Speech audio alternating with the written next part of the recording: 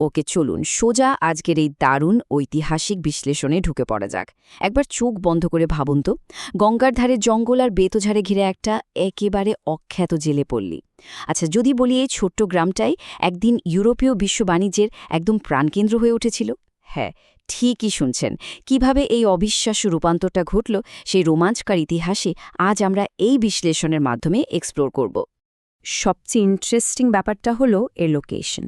কলকাতা থেকে মাত্র ৪০ কিলোমিটার দূরে হুগলি নদীর পশ্চিম তীরে অবস্থিত এই অপূর্ব জনপদটি। একসময় এটি পরিণত হয়েছিল আক্ষরিক অর্থেই এক বিপুল ধনী এবং গ্লোবাল কমার্শিয়াল হাবে।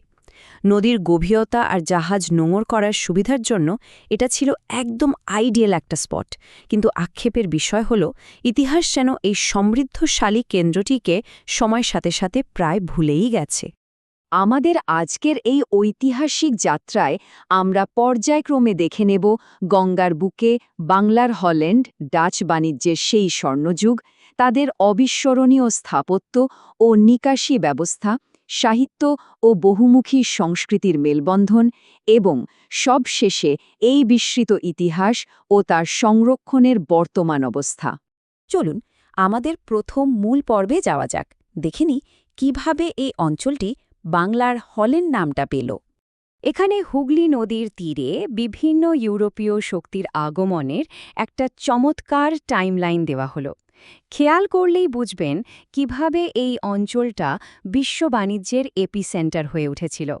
১৫৯৯ সালে ব্যান্ডেলে পর্তুগিজ, ১৬৩৫ সালে চুচুড়ায় ডাচ বা ওলন্দাজ, ১৬৭৩ সালে চন্দননগরে ফরাসি, ১৭৫৫ সালে শ্রীরামপুরে দিনেমার এবং ১৬৯০ সালে কলকাতায় ব্রিটিশরা উপনিবেশ তৈরি করে। ভাবা যায়, একাধিক ইউরোপীয় শক্তির এমন সহাবস্থানের কারণেই নদীর পশ্চিম তীরের এই পুরো বেল্টটা সে সময় ইউরোপ অফ বেঙ্গল বা বাংলার ইউরোপ নামে ব্যাপক জনপ্রিয়তা পেয়েছিল।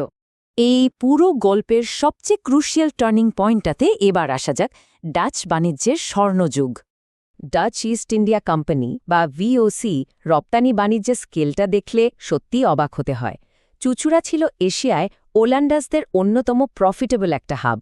নীল, তুলো, রেশম বা বহুমূল্য মশলা তো ছিলই, কিন্তু সবচেয়ে ইন্টারেস্টিং আইটেমটা কি ছিল জানেন? সল্ট পিটার বা সোডা। মূলত বারুদ তৈরির এই অপরিহার্য উপাদানটার সে সময় ব্যাপক ডিমান্ড ছিল, আর এটাই ছিল ডাচদের বিপুল সম্পদের সবচেয়ে বড় চাবিকাঠি। ব্রিটিশদের মতো তাদের কিন্তু কোনো রাজনৈতিক দখলদারির ইচ্ছে ছিল না। তাদের প্রাইমারি টার্গেট ছিল স্রেফ বিজনেস আর প্রফিট। বাণিজ্য থেকে আসায় বিপুল সম্পদ কিন্তু সে সময়ে অসাধারণ কিছু স্থাপত্য আর ইঞ্জিনিয়ারিং প্রজেক্টের রাস্তা তৈরি করে দিয়েছিল। ইন্দো ডাচ স্থাপত্যের এক অসাধারণ ফিউশন হল সুসানা আন্না মারিয়ার এই অষ্টভুজাকৃতি সমাধিটি।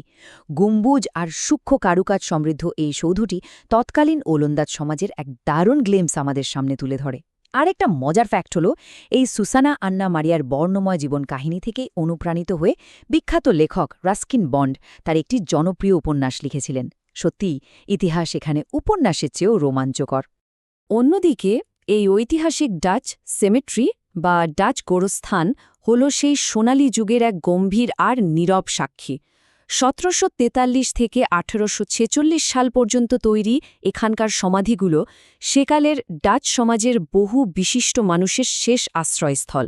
ওলন্দাজ স্থাপত্যের অন্যতম সেরা এই নিদর্শনগুলো দেখলে আজও সেই আভিজাত্যটা স্পষ্ট টের পাওয়া যায়।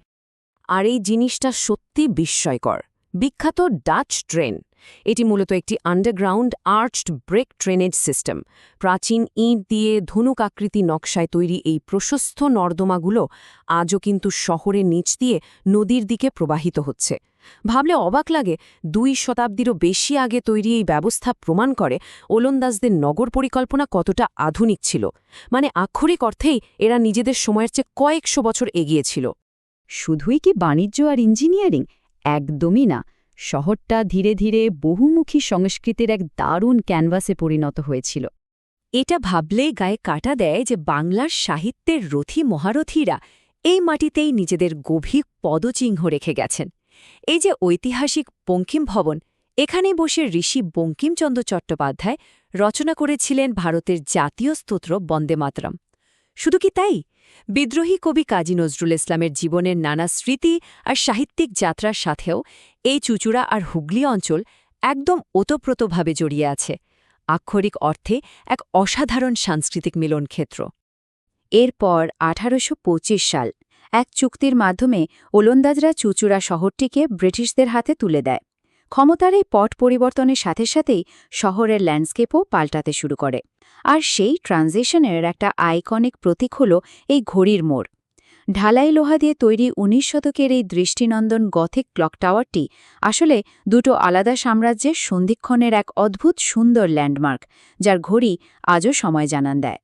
এবার আমাদের পৌঁছতে হবে আলোচনার একেবারে শেষ এবং সবচেয়ে সেন্সিটিভ পর্যায়ে, এই বিস্মৃত ইতিহাসের বর্তমান অবস্থা।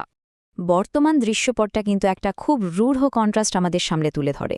একদিকে আমরা দেখতে পাচ্ছি কর্তৃপক্ষের যত্নে সুন্দরভাবে সংরক্ষিত কিছু হেরিটেজ সাইট, আর ঠিক তার পাশেই শহরের আনাচে কানাচে অযত্নে পড়ে রয়েছে অমূল্য সব ডাচ স্মৃতিস্তম্ভ আর নিকাশি ব্যবস্থার অবশিষ্টাংশ, যেগুলো স্রেফ অবহেলার কারণে আজ ধ্বংসের মুখে।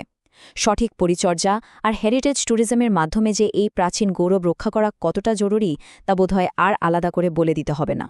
তাহলে সবশেষে একটা চূড়ান্ত প্রশ্ন কিন্তু থেকেই যায়, আমরা কি বাংলার ইতিহাসের এই জীবন্ত জাদুঘরটিকে এভাবেই আমাদের চোখের সামনে ধুলোয় মিশে যেতে দেব, নাকি এটি সংরক্ষণের জন্য সঠিক পদক্ষেপ নেওয়া হবে?